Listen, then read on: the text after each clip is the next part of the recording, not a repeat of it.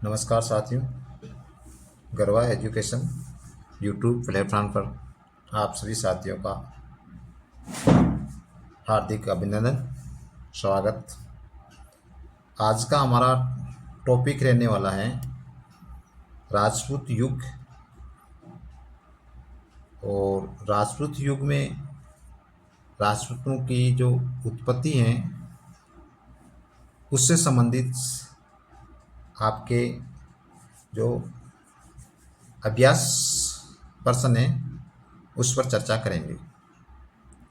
यानी कि जो राजपूत युग हैं या उनके शासकों की जो उत्पत्ति हैं वो कौन कौन से सिद्धांत से मानी गई हैं, संपूर्ण टॉपिक उसमें कवर कर रखा है। यानी कि जो अपन के प्रश्न आएंगे उन प्रश्नों में ये पूरे के पूरे टॉपिक है, उसका उत्पत्ति से संबंधित टॉपिक है, वो पूरा उसमें समाया या उसका समायोजन किया हुआ है। उससे बाहर कोई क्वेश्चन बनने वाला नहीं है। तो पहला प्रश्न देखते हैं, राजपूतों की उत्पत्ति सिद्धांत से संबंधित कथन सही है, मतलब कौन सा कथन है वो सही है उससे उत्पत्ति से संबंधित। पहला है, डॉक्टर ओझा तथा सी.वी. वैद्य के अनुसार भारतीय आर्यों की क्षेत्रीय संतान या उससे संबंधित ये। दूसरा, चंद्रवरदाई के अनुसार अग्निकुंड से उनकी उत्पत्ति। तीसरा, डॉक्टर भंडारकर के अनुसार नागर ब्राह्मणों से संबंधित या उत्पत्ति। चौथा, कर्नल जेम्स टोट के अनुसार विदेशियों की संतान। तो उसमें कथन है, नीचे लिखा हुआ नहीं है कथन, तो उसमें कथन थे सभी सही है। ये सभी सही, टाइपिंग नहीं हुई इसमें, यानी सभी कथन सही है। इसमें जितने भी कथन दे रखे हैं सभी कथन सही हैं।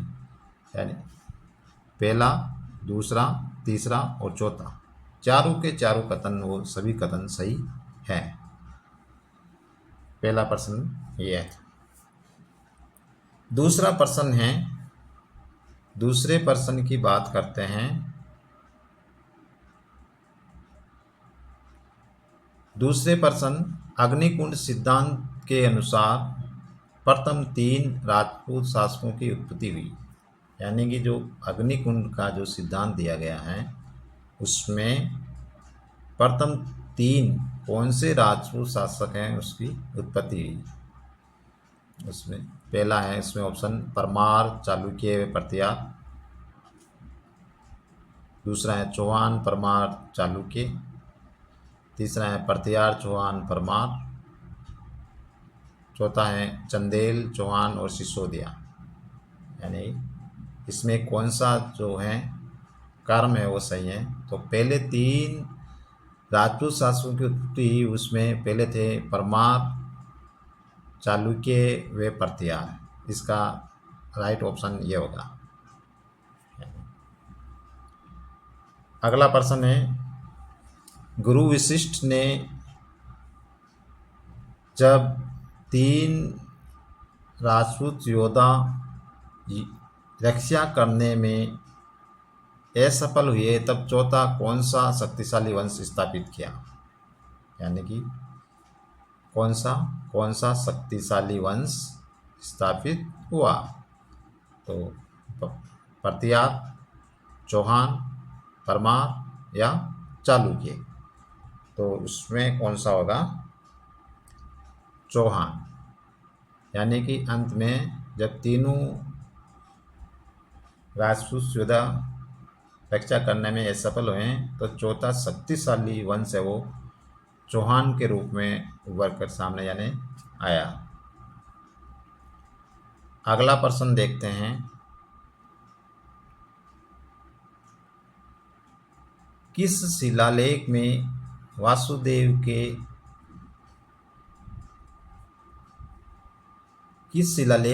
वासुदेव चौहान के उत्तराधिकारी को वत्स गोत्रीय ब्राह्मण कहा गया। कौन सा शिलालेख है, ग्वालियर का शिलालेख, मंदसौर का शिलालेख, बिजोलिया का शिलालेख या गटियाला का शिलालेख। गटियाला का शिलालेख, इनमें से कौन सा शिलालेख है उसमें वत्स गोत्रीय ब्राह्मण कहा गया है? तो उसका राइट आंसर होगा बिजोलिया शिलालेख।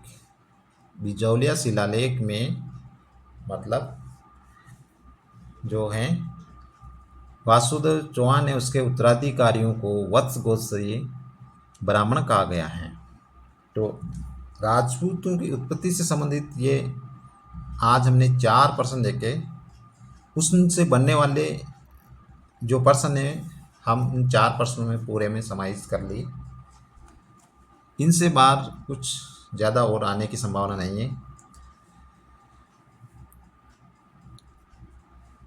धन्यवाद आज के लिए।